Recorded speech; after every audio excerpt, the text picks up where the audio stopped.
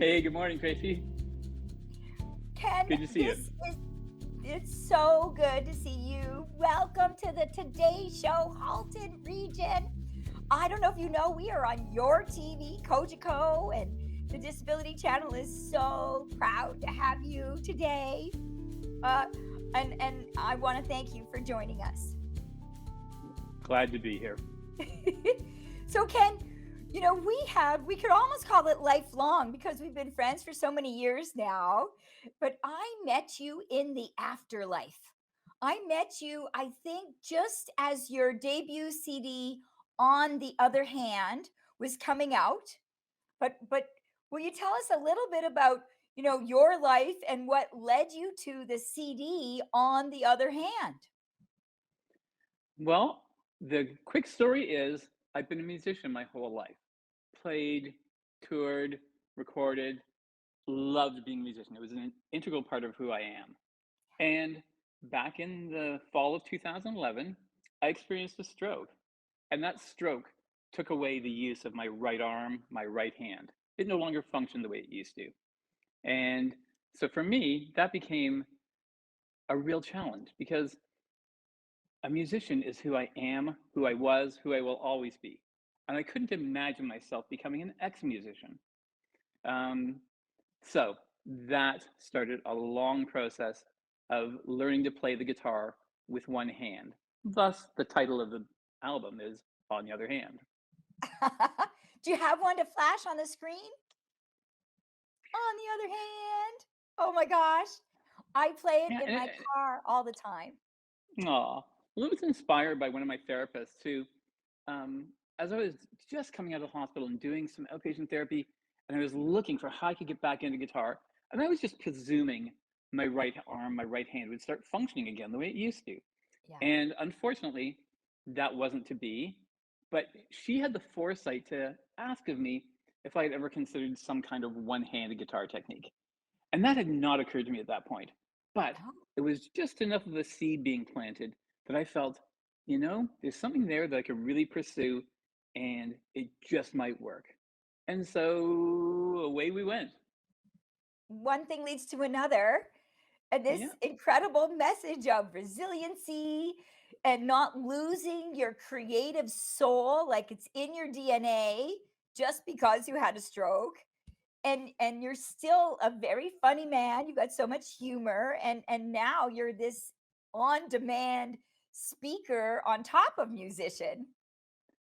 Well, that's an interesting thing because I've always been in front of audiences playing, and oftentimes I'd be at the back of the band. I was never the singer at the front. But now that comfort with being on stage um, has really come to serve me well as I can now speak at different events um, and play concerts, do shows, and really leverage what I have. Um, and leveraging what I have is a big thing for me. Um, when I learned to play guitar again, it wasn't about playing guitar the way I used to, about playing everything that I used to do it the way I used to do it. My goal was simply, I need to make music with my guitar. Yeah. And as soon as my goal became that, the options were wide open. And I could then just say, here's a guitar, here's some strings. What do I do with them? How do I make them work for me? And Yeah. that was an amazingly liberating thought just to say, I can now just make music with my guitar. It's kind of, so many people that stop and they don't get started because they don't know how they're going to do it. Right. And at first you're like, how am I going to be a musician with one hand? But when you let that go, it looks like I triggered something. Your eyes just went wild on me. What were you thinking? Well, there is no, like, I didn't have a playbook to go by to learn Yeah. to do this again. It But was I'm bummed. simply, Yeah. yes, playbook. Thank you for catching that, Tracy. Yeah. Yeah. But really, it was taking basically an inventory of what do I have, what does guitar offer, how does it work, um, and not coming into it with any presuppositions about what it should be. And one of the big things was I tuned my guitar very differently than I used to, Oh, and that allowed the one hand technique to really work for me.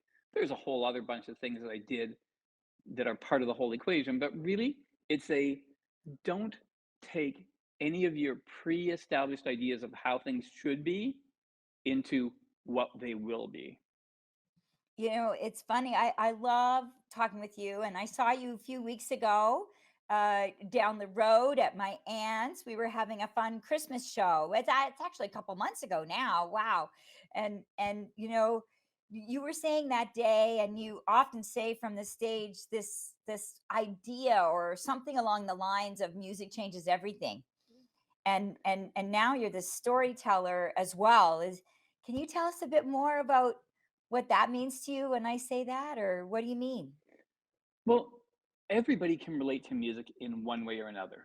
They've Mm, got their favorite song, or a song takes them back to a particular moment in time, a particular event, and music seems to be very universal, not even just within our culture, but across cultures. And so the fact that music was the thing that I held on to and that I grasped coming back into my post-stroke life, it was very valuable to me that it was that one universal thing that music can be to all people. And when I speak, when I play and perform in different events, everybody takes away their own little thing from it. mm. There's no, oh, here's the story and this is what you must get. Because music means something just a little bit different to every single person that hears it. And I can't wait for the edited version. Right now, we are doing a live recording, and Facebook's out there, and we're going to be on YouTube, but we're going to edit this so that it's a show for your TV. So, people, you've got to come back and hear a piece of Ken and his music. And I tell you, I could listen to whatever I want in my car. And I've got a lot going on right now. My mom's got recently acquired dementia, and it's a real learning curve for me. And who fills my soul, who just gets me present and fully absorbed and rocking it out in my car, is Ken. And it's not just because he's my friend, it's because it's what moves me, it's what absorbs me. And I love hearing this whole accelerated learning journey to find music again, and how that's kind of just accelerated awareness for the world when you share your journey. It's so phenomenal.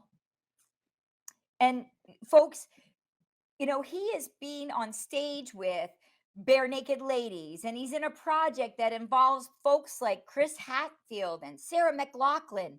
And so please stay tuned for right after these messages, because we have the Awesome Music Project. That's right, that's what it's called, the Awesome Music Project. So after the break, we're going to hear more about some of the celebrity experiences and the Awesome Music Project and its role with mental health right after these messages.